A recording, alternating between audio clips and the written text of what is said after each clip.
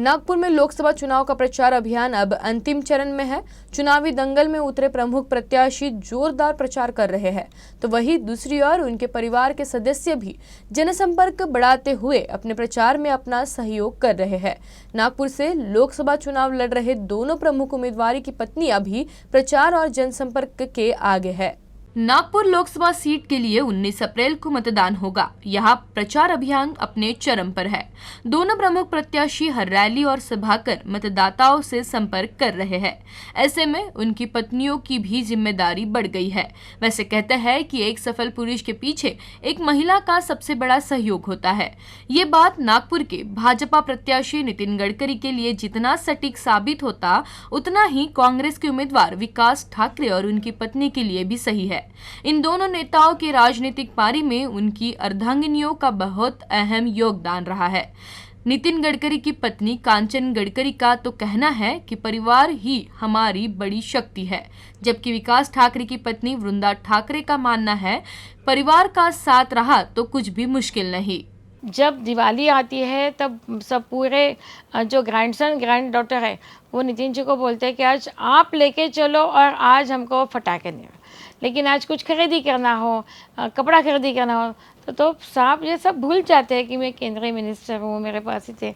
तो वो उनको लेके जाते हैं। हम एक साल मॉल में गए थे, सबको उन्होंने पूरा शॉपिंग उन्होंने करके दी और उनको बहुत आनंद आता है, मज़ा आता है। हम भी एक आजी और आजोबा की भूमिका निभा रहे हैं तो हमको भी आनंद, बहुत मज़ा आता है कि उनका बच्चों का सब ये फुलफिल करने के लिए। मैंने कभी हमारे फैमिली जॉइंट फैमिली है तो फैमिली में ऐसा कुछ हुआ ही नहीं प्रॉब्लम कि इन्होंने ध्यान नहीं दिया तो कुछ हुआ नहीं, क्योंकि मैं भी ध्यान देती हूँ। अगर मुझे टाइम नहीं मिला तो मेरी 2 देवरानी है, मेरे देवर है और बच्चे लोग अभी मेरे बड़े हो गए, बच्चे भी सब संभाल लेते हैं, सब हर जिम्मेदारी। और अभी बहू भी आ गई दिसंबर में, तो सब अच्छे मिलजुल के सब काम चालू है। तो ये प्रॉब्लम कभी नहीं है कि फैमिली को इनको देखना पड़े। हमने कभी कुछ टेंशन भी नहीं दिया इनको फैमिली का। हम लोग पूरे निपटाते रहते और अच्छे काम करते रहते। इन दिनों चुनाव प्रचार में जब दोनों प्रमुख नेता व्यस्त है तो दोनों की पत्नी उनका विशेष ख्याल भी रख रही है। वो खाने के शौकीन है, उनको महाराष्ट्रन मेनू भी बहुत पसंद है। जैसे जितना महाराष्ट्रन पसंद है उतना चाइनीज़ भी पसंद है, उतना मैक्सिकन भी पसंद है। तो उनको जो जो लगता है वो तो हम लोग करके देते हैं, क्योंकि अभी उनका तबीयत तो अच्छी है। वो 1.5-2 घंटा रोज प्राणायाम करते हैं और अपना सेहत का ख्याल रखते हैं। आफ्टर कोरोना उन्होंने बिल्कुल ये कहा कि मैं रोज़ 1.5 घंटा प्राणायाम मेरे को करना है, एक्सरसाइज करनी है। और अभी उनका डाइट बराबर वो मैनेज हम कर लेते हैं।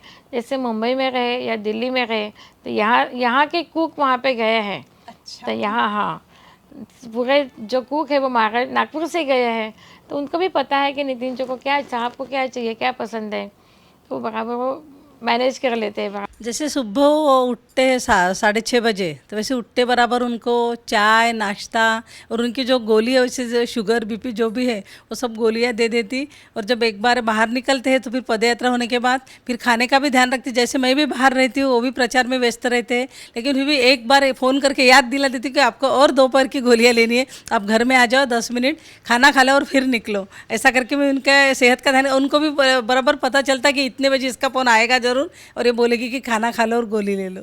फिर मैं घर में भी नहीं रही तो सब लोग है घर में देखना, तो वो बराबर खाना खिला के गोली वगैरह सब दे देते हैं। नागपुर के सामान्य जनता की तरह ही कांचन गडकरी और वृंदा ठाकरे भी शहर के विकास पर सोचती है।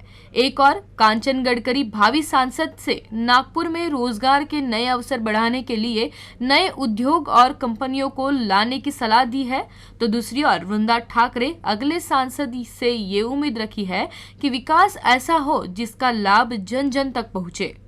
नागपुर का अभी डेवलपमेंट तो अच्छा चल रहा है, अच्छा हो ही रहा है।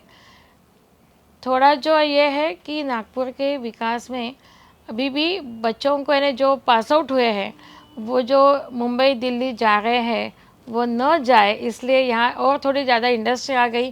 तो मुझे लगता है कि अपने परिवार के लोग पूरे एक ही परिवार में रहेंगे, ताकि माँ पिताजी यहाँ पे है और बच्चे लोग बाहर हैं, ऐसा नहीं होना चाहिए। एक परिवार अच्छा रहेगा तो उसके लिए हम लोग सब कुछ कर सकते हैं और मुझे लगता है कि ये होगा भी, क्योंकि मिहान अच्छा डेवलप हो रहा है।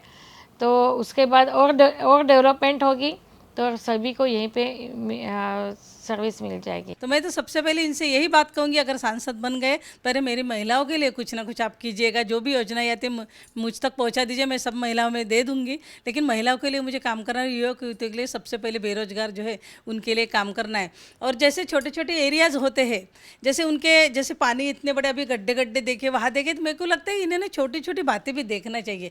बड़े हो गए तो हो गए, अलग नगर सेवक का काम है वो मैं समझ सकती हूँ, लेकिन नगर सेवक का काम भी इन्होंने ऐसे करना चाहिए खासदार बन के भी, मुझे ऐसा लगता है। क्योंकि आमदार बन के भी वही काम कर ही रहे हो आज, जो नगर सेवक नहीं कर सकते वो गली गली का काम तो वैसे भी पश्चिम नागपुर करते हैं। मुझे लगता है कि पूरा नागपुर में अगर हाथ में आ जाए तो मैंने जहाँ छोटे छोटे प्रॉब्लम देखे वो प्रॉब्लम ही उन्हें सॉल्व करना चाहिए। भले ही नितिन गडकरी और विकास ठाकरे चुनावी दंगल में एक दूसरे के खिलाफ उतरे हैं, लेकिन दोनों की पत्नी की सोच बहुत हद तक मिलती जुलती है।